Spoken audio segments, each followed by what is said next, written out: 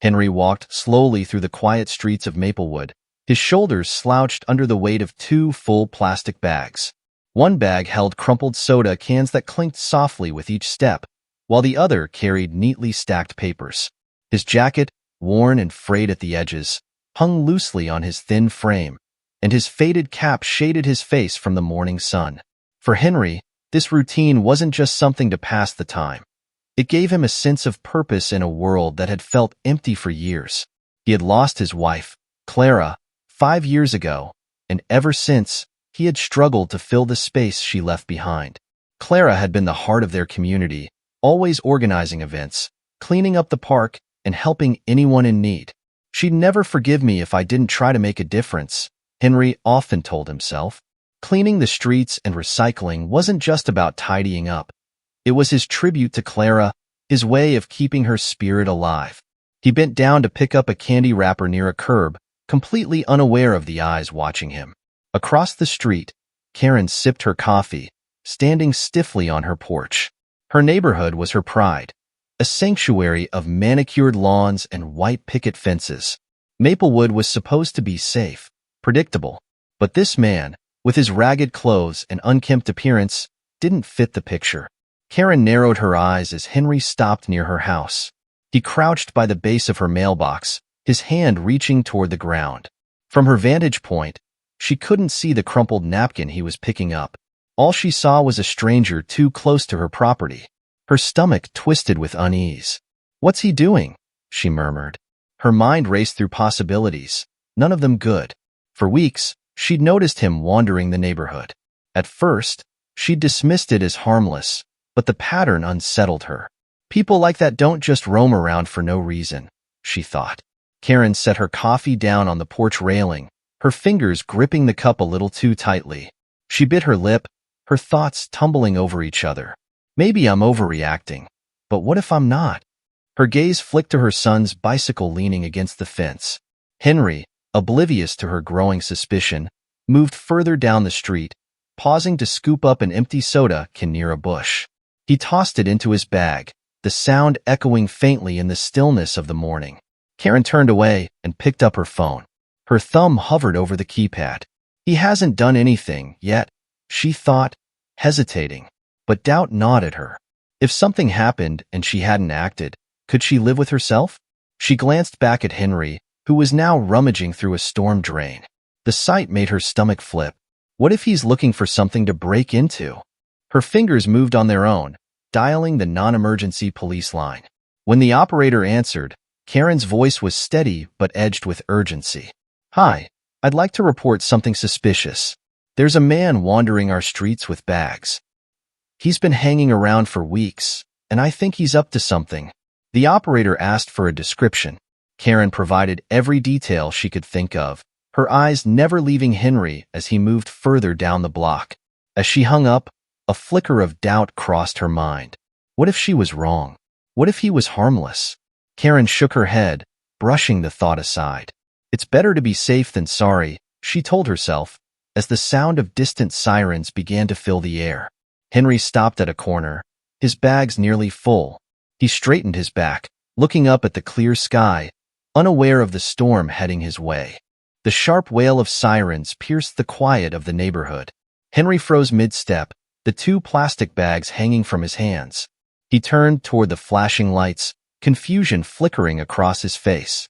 The police cruiser rolled to a stop just a few feet away, and the crowd began to gather. People stepped out of their houses, leaning on fences or peeking through curtains.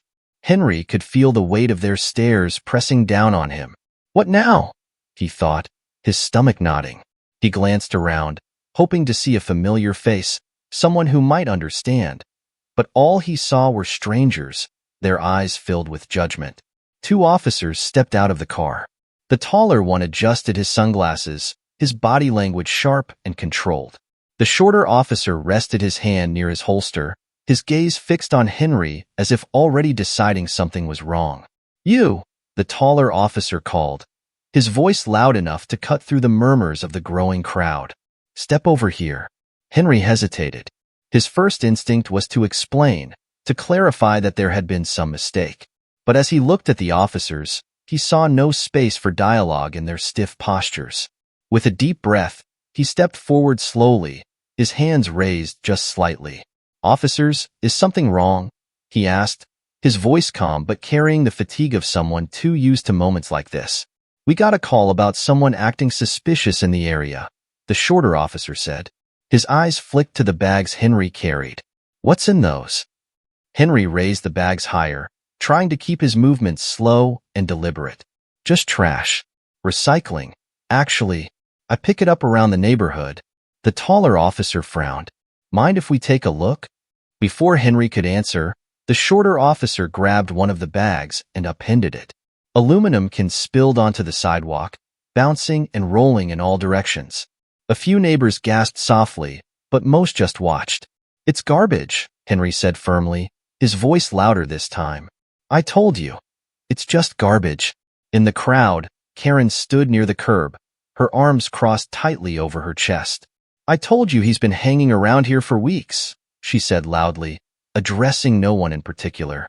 "Always carrying those bags. You don't just do that unless you're hiding something." Henry turned his head toward her, a flicker of disbelief crossing his face. Karen met his gaze for a moment before quickly looking away, her mouth set in a thin line. "ID," the taller officer said abruptly. "Let's see it." Henry's hand moved toward his pocket, but then he froze. His heart sank. "I didn't bring it with me," he admitted, his voice quieter now. "I don't usually carry it when I'm just walking around." The shorter officer let out a low whistle, shaking his head as he exchanged a look with his partner. "No ID? That's not a good look, man." The taller officer hesitated for a moment, glancing at his partner. "Maybe we should." He stopped himself, his jaw tightening. In the crowd, a few whispers started to break the silence. "Does he even look dangerous to you?" a woman asked her husband, her brow furrowed. "I don't know," the man replied. "But if he has nothing to hide, why doesn't he have his ID?" Another voice chimed in. "Still, it seems a little harsh, doesn't it?" The taller officer noticed the shift in the crowd's mood, and his grip on his sunglasses tightened. "Let's not drag this out," he said to his partner. "We bring him in, verify his identity, and sort this out." "No," Henry said suddenly, stepping back a little. "I'm not doing anything wrong. I live here. I've been doing this for months." His voice cracked slightly, but he held his ground. Karen scoffed loudly. "Then why does nobody know who you are?" Her words sent another wave of murmurs through the crowd. Henry turned to face them, scanning the sea of faces. He recognized none of them. All he could see were wary eyes and skeptical expressions. For a moment, the noise of the crowd faded, and all Henry could hear was his own heartbeat pounding in his ears. He thought of Clara. What would she have said? She always believed in standing up for what was right, but what good did that belief do now? Clara would have marched up to the officers, speaking with the kind of conviction that made people listen. But Clara wasn't here. He was alone. His hands dropped to his sides, the bags brushing against his knees. "Go ahead," he said softly, his voice thick with resignation. "Do what you need to do." The taller officer's jaw clenched. For a brief moment, he looked like he wanted to say something but stopped himself. His partner moved closer, reaching for his cuffs. The crowd watched in tense silence. A mother pulled her child closer, her hand resting protectively on his shoulder.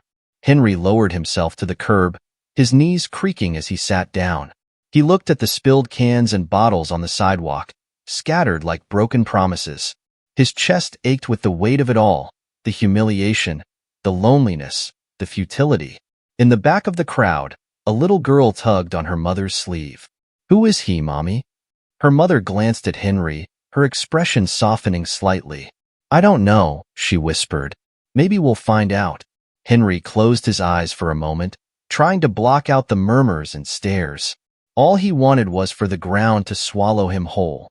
Henry sat on the curb, his hands resting heavily on his knees as the contents of his bags lay scattered across the pavement.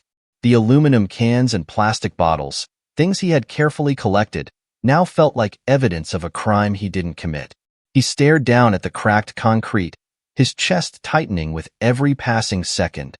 The sound of the crowd, murmurs, whispers, shifting feet, washed over him like a wave he couldn't escape.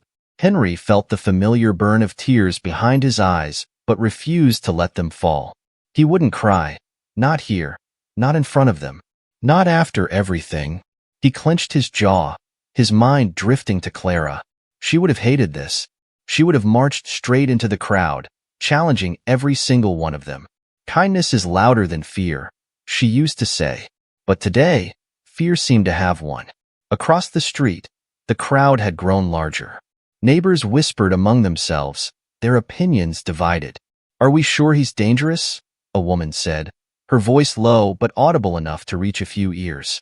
"I see him near the park all the time. He's always picking up trash." "Yeah, but who does that just to help?" another man muttered back.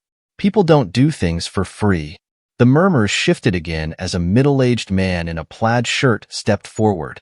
He scratched his head, glancing between Henry and the officers. "I don't know about the rest of you," he said, his voice louder, "but if he's been cleaning up around here, we should be thanking him, not calling the cops." Karen stiffened at the man's words, her arms still crossed tightly over her chest. She could feel the weight of the crowd's gaze shifting toward her, and for the first time, doubt began to creep in. She looked back at Henry, slouched on the curb, his face tired but proud. What if I was wrong? She thought, the question clawing at the edges of her mind. The taller officer, who had been pacing near the cruiser, stopped and sighed heavily. He glanced at his partner, lowering his voice.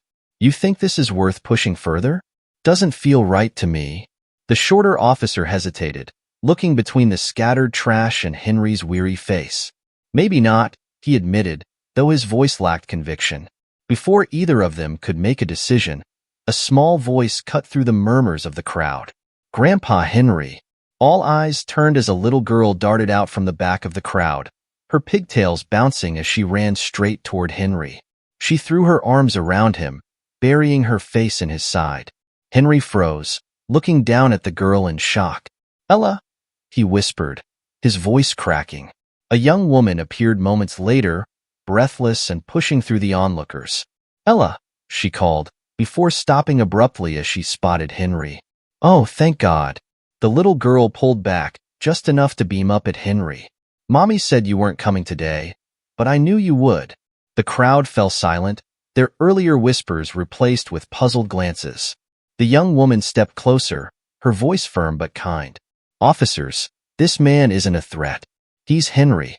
He's been helping my family, and a lot of other families, around here for months." Karen blinked, her arms dropping to her sides. "Helping?" she asked, almost to herself. The young woman nodded, addressing the crowd now. "Yeah. When I couldn't pay my electric bill, Henry helped. When my daughter needed school supplies, he found a way to get them. And he's never asked for anything in return." The weight of her words settled over the group. The man in the plaid shirt scratched his head again, muttering, "Well, I'll be..." Another voice broke through, a woman near the back. "I knew I recognized him. He was the one who organized that cleanup at the park last summer." Karen's face turned pale as the stories piled on. She looked at Henry again, this time not as a stranger but as a person. A wave of guilt crashed over her, its weight pressing on her chest like a heavy hand. "What have I done?" she thought, the realization sharp and unrelenting. The shorter officer stepped back, exhaling slowly. "All right," he said, his voice softer now. "I think we've seen enough here." The taller officer nodded. "Let's wrap this up." Karen hesitated, her feet rooted to the ground. Then, summoning all her courage, she stepped forward. Her voice trembled as she spoke. "Henry, I'm sorry. I thought you were someone else. I didn't know." Henry looked at her, his expression unreadable for a long moment.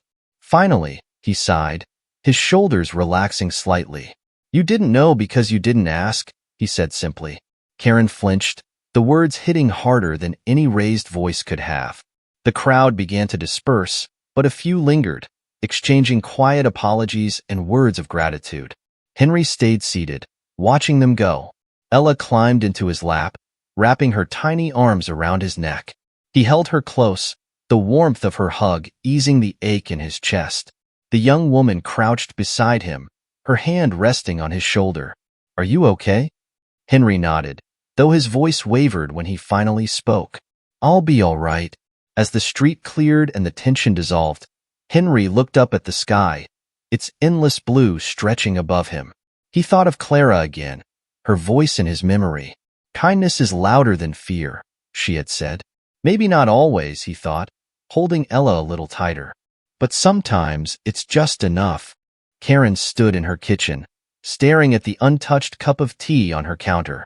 The video was still playing on her phone, the voices of the crowd from yesterday echoing in her mind. She had watched it 3 times already. The way Henry had sat on the curb, holding his bags, the little girl running to him, and Mia defending him so fiercely. Her chest tightened as she scrolled through the comments. This is what kindness looks like. He deserves better. How many more people like Henry are being judged for no reason? Shame on whoever called the cops on this man. Karen turned off the screen and let out a shaky breath. Her actions were laid bare in her mind now, stark and ugly. She had judged a man she didn't know, and for what? To feel safer? To protect a neighborhood that wasn't even under threat? She glanced toward the bookshelf in her living room, her eyes landing on a package of canned goods she had bought a week ago for an upcoming food drive. It was still sealed, untouched. Karen hesitated, her fingers brushing the edge of the counter. Maybe this is a start, she thought. Grabbing the package, she tucked it under her arm, slipped on her shoes, and headed toward the community center. At the center, Henry was busy sorting through boxes of donated food. The day after the confrontation, the video of the incident had gone viral, and the response was overwhelming. Neighbors who had never spoken to him before started stopping by with donations or kind words. A man in a baseball cap approached him with a hesitant smile. Henry, right? Henry looked up and nodded. The man shifted awkwardly before placing a bag of groceries on the table. I never really knew what you were doing around here. I guess I should have asked instead of assuming. Anyway, thanks for everything you do. Henry smiled faintly. Thank you. It's never too late to look out for each other.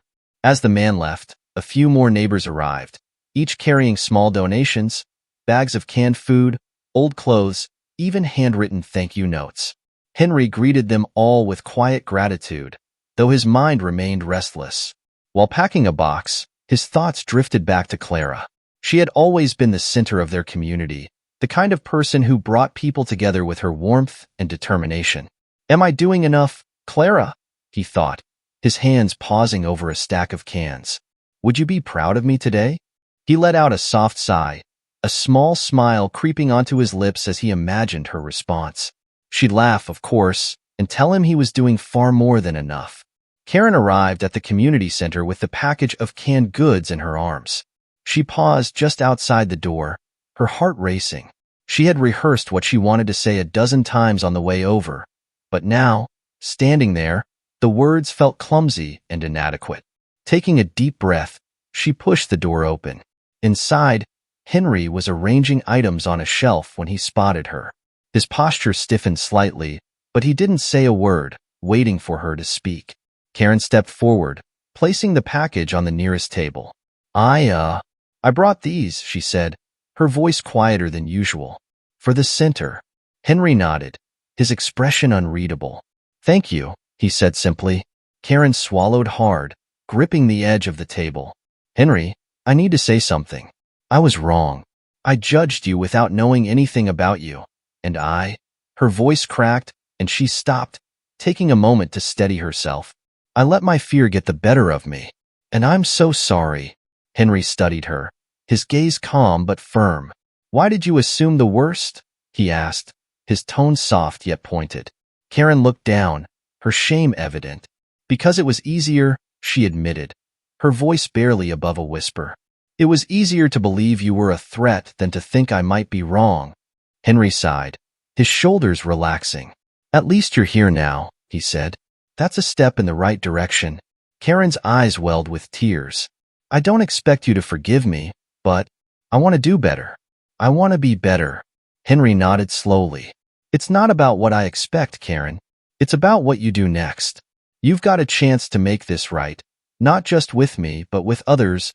Karen wiped her eyes, offering him a small, grateful smile. Thank you, Henry. As the day went on, more people came to the center, bringing not just donations but stories. A woman spoke about how Henry had paid for her prescriptions when she couldn't afford them. A father recounted how Henry had fixed a broken swing set at the park. Every story was like a thread, weaving together a picture of a man who had quietly held the community together, even when they hadn't noticed. Henry stood near the doorway as the sun began to set, watching the stream of people coming and going. For the first time in a long while, he felt seen, not as a stranger, but as someone who mattered. Mia approached him with Ella in tow. "You okay?" she asked gently. Henry nodded, his gaze softening as Ella handed him a small, hand-drawn card. It was covered in colorful scribbles and a big, uneven heart in the center. "It's for you, Grandpa Henry," Ella said proudly. "Because you're the best." Henry's throat tightened as he took the card, his smile growing. "Thank you, sweetheart. This means more than you know." As he held the card, his thoughts drifted back to Clara once more.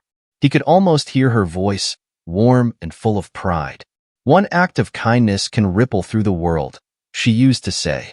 Looking around at the faces of his neighbors, some familiar, some new, Henry realized she had been right all along. The days following the cleanup incident were a whirlwind for Henry. The video of what had happened had spread far beyond Maplewood, with people from neighboring towns and even other states sharing it online. Strangers sent messages of support to the community center, offering donations or simply words of encouragement. "Who is this man?" one comment read. "We need more people like him in the world." Mia read some of the messages aloud to Henry as they sorted supplies at the center. "See? You've touched lives far beyond this little neighborhood," she said with a smile. Henry shook his head with modesty. "I'm just doing what I can," he said softly. "The real work is what people choose to do after." The day of the neighborhood cleanup brought a crisp, sunny morning, and the energy in the air was palpable. Families arrived at the park carrying gloves, trash bags, and brooms. Children ran around, their laughter echoing through the open space, while neighbors greeted one another warmly.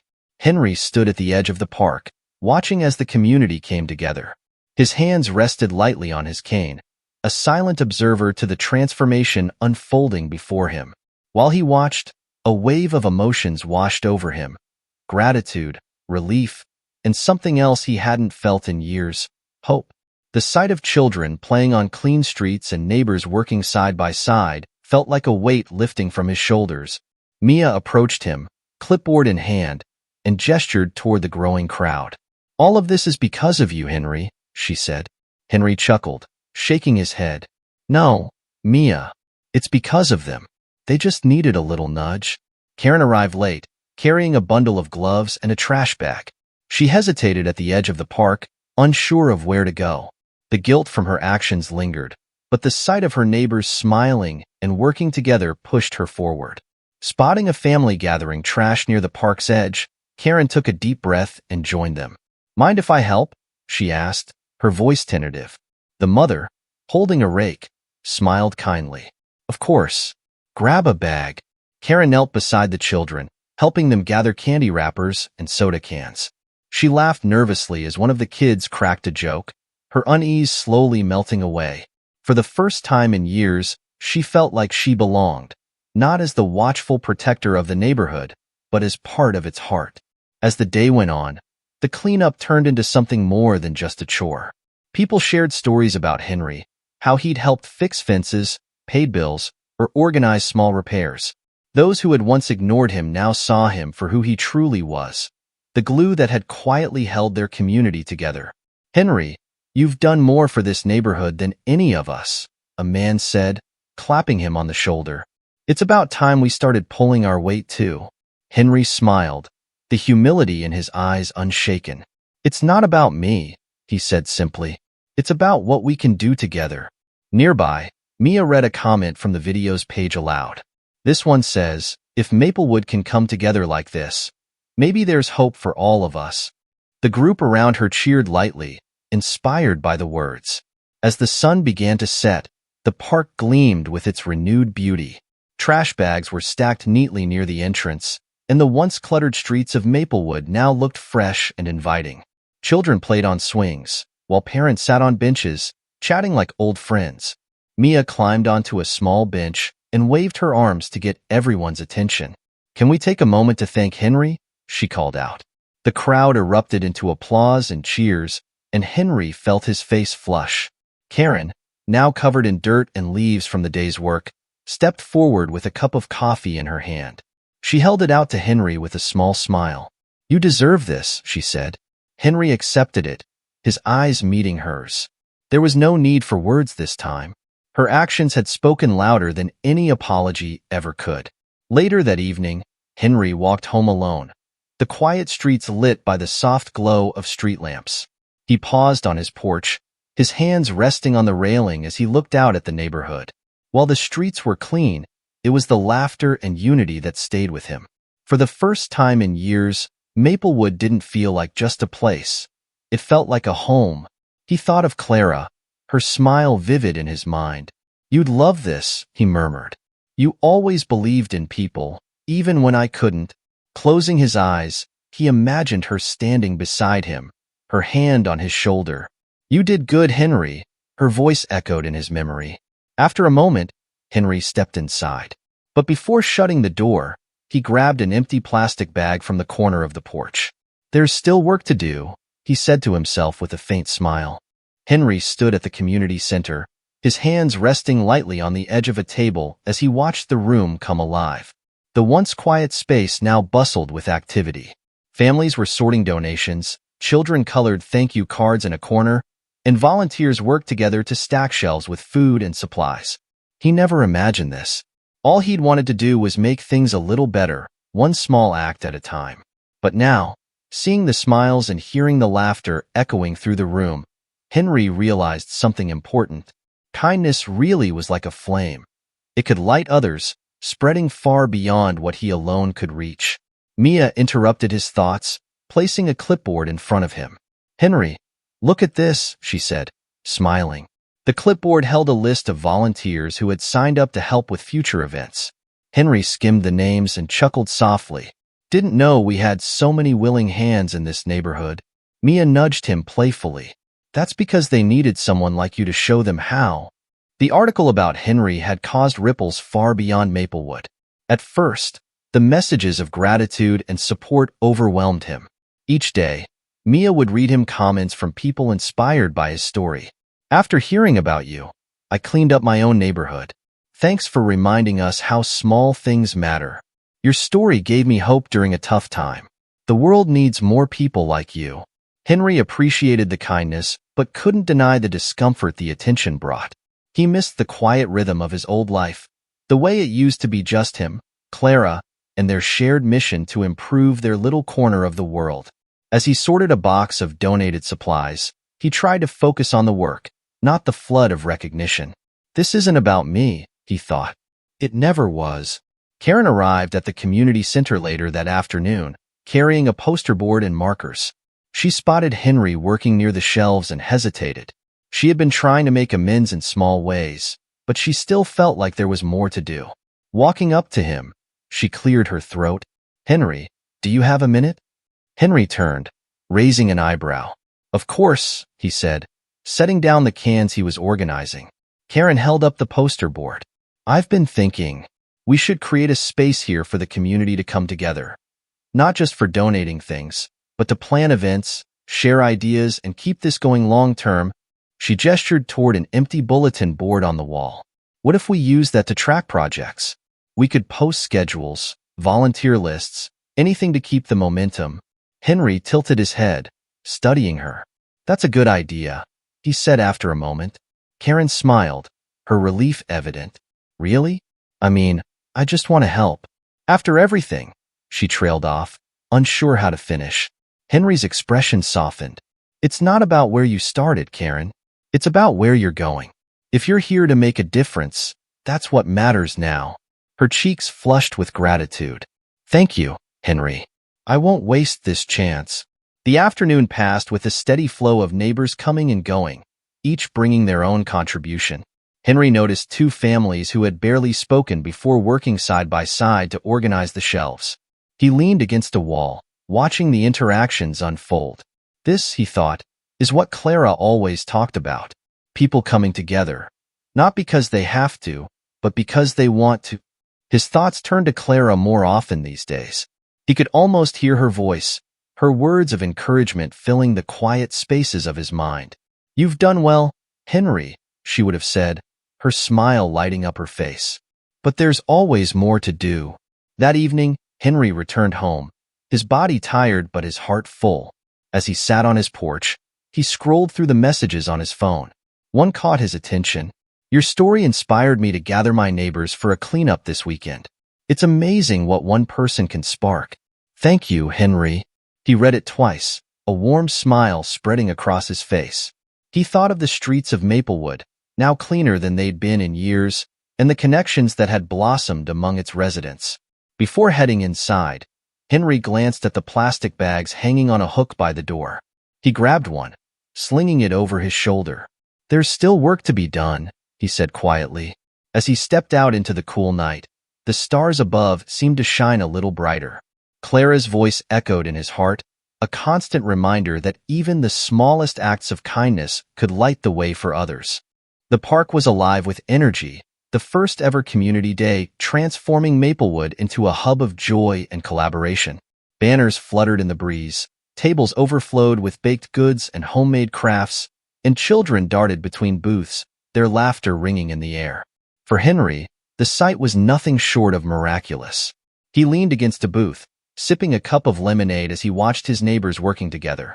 Families chatting, children playing, and volunteers organizing supplies. From where he stood, he could see Karen at one of the tables, helping a group of kids with a craft project.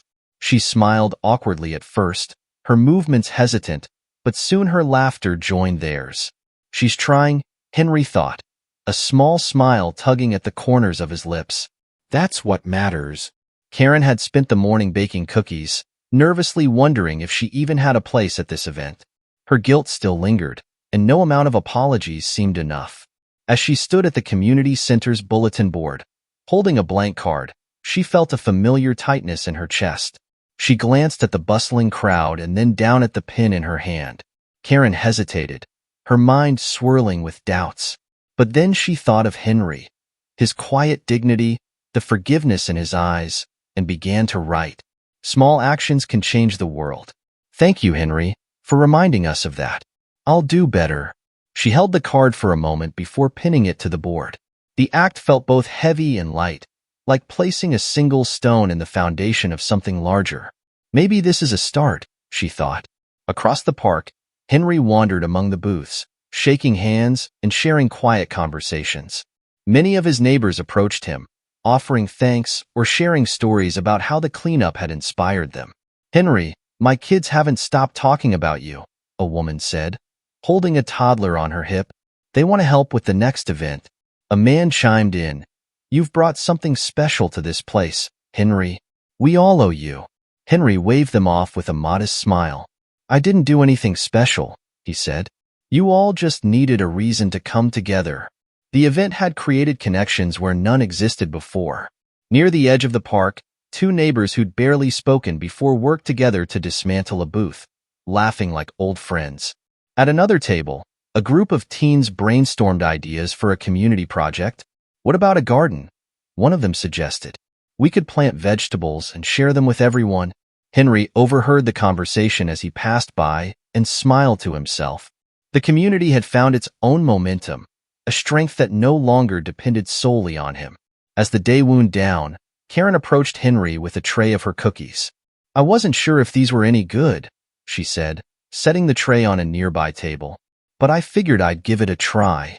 Henry picked one up and took a bite, nodding approvingly. "Not bad," he said, a teasing glint in his eye. Karen chuckled nervously. "Thank you, Henry, for everything. And I wanted to tell you, I've been thinking about how to keep this going. Maybe we could use the bulletin board at the community center for more events. Organize things like this more often." Henry nodded, his expression thoughtful. "That's a good idea. Keep people connected." Karen smiled, her shoulders relaxing. "I'll make sure it happens." As the sun dipped lower in the sky, painting the park in warm hues of gold and pink, Henry found a quiet bench and sat down. He watched as families packed up their booths and children chased each other through the grass. Mia and Ella joined him, the little girl climbing into his lap. She handed him a brightly colored drawing. "Look, Grandpa Henry. It's you." Henry held the picture carefully.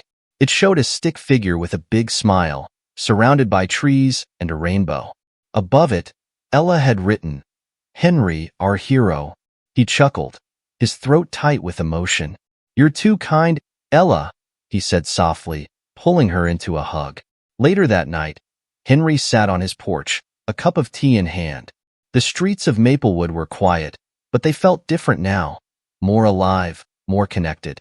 He thought of Clara, her face vivid in his mind. "You'd love this," he murmured. "This is the Maplewood you always dreamed of." His gaze shifted to the stars above, their light steady and unwavering. He thought of the children playing in the park, the neighbors laughing together, and the plans already taking shape for the next event. Kindness had started the change, but now the community carried it forward. As the night deepened, Henry stood and reached for a bag hanging by the door. Tomorrow, he'd start his morning routine again. "Still work to do," he said to himself, his voice calm and content. With the bag slung over his shoulder, Henry stepped into the night, ready to keep building the world Clara had always believed in. The following week, the impact of Henry's story extended even further. The community center had become a hub of activity, with more volunteers and donations than ever before. Plans for future events lined the bulletin board, and Karen had taken the lead in organizing them, earning nods of approval from her neighbors. Mia and Ella visited Henry regularly, often bringing him baked goods or sitting with him on his porch. Ella, in particular, had taken to calling him Grandpa Henry with so much pride that even strangers picked up on the nickname. One afternoon, Henry received a call from a local school principal. "We'd love for you to come and speak to the kids," the woman said warmly. "Your story has inspired so many people. I think they'd benefit from hearing it directly from you." Henry hesitated. Speaking in front of a crowd wasn't something he was comfortable with. But then he thought of the children, the next generation of Maplewood. If sharing his story could spark something in them, it was worth stepping out of his comfort zone. "I'll do it," he said finally. The school assembly was held in the gymnasium, packed with students, parents, and teachers. Henry stood at the podium, feeling the weight of their attention. He cleared his throat, gripping the edges of the wooden stand as he began. "Good afternoon," he said, his voice steady but humble. "I'm not a man of big speeches, so I'll keep this simple." He paused, scanning the room, his eyes landing on a group of children in the front row. Their eager faces reminded him of Ella and her unshakable belief in the goodness of others. "I never set out to be a hero," Henry continued. "All I wanted was to make things a little better. Picking up trash, helping someone in need. It might not seem like much, but small actions matter. They add up, and sometimes they're enough to change a community." The room was silent, every pair of eyes fixed on him. "There were times," he said, his voice softening, "when I felt invisible, like what I was doing didn't matter. But my wife, Clara, always told me that the world needs kindness, even when it doesn't seem to notice. She believed in people, and because of her, I kept going." Henry's throat tightened as he thought of Clara, but he pressed on. "What I've learned is that kindness isn't about recognition. It's about showing up. It's about believing that we can all make a difference, no matter how small." He stepped back from the podium, feeling the warmth of the applause that erupted. The sound was overwhelming, but it wasn't the applause that mattered to Henry. It was the faces of the children, their eyes shining with inspiration. After the assembly, a line of people formed to thank him. Parents shook his hand, and children handed him drawings and notes. One boy, no older than 8, looked up at Henry with wide eyes. "I want to be like you when I grow up," he said. Henry crouched down to meet his gaze. "You don't have to wait until you grow up," he said with a smile. "You can start right now." That evening, as Henry walked home, he passed by groups of children playing on the clean sidewalks, their laughter filling the air. He saw neighbors talking on porches, their connections deeper than they had been just weeks ago. Maplewood wasn't just a neighborhood anymore. It was a community. Henry reached his porch, setting his bag down as he leaned against the railing. He looked up at the stars, their light steady and unwavering. "Clara," he murmured, "we did it." For the first time in years, he felt a peace he couldn't describe, a sense of fulfillment that came from knowing the seeds of kindness he had planted were flourishing. As he stood there, the sound of footsteps caught his attention. He turned to see Karen walking up the steps with a small box in her hands. "I thought you might like this," she said, handing it to him. Henry opened the box to find a plaque inside. It read, "To Henry Moore, who taught us the power of kindness. Maplewood's hero." He smiled, shaking his head. "I don't need this," he said softly. Karen nodded. "I know, but we needed to give it to you." Henry placed the plaque on the porch railing, his hand resting on it for a moment. "Thank you," he said, his voice warm. As Karen walked away, Henry picked up his bag and headed down the street. Tomorrow, there would be more streets to clean, more quiet acts of kindness to perform. Because for Henry, the work of making the world a little better never stopped.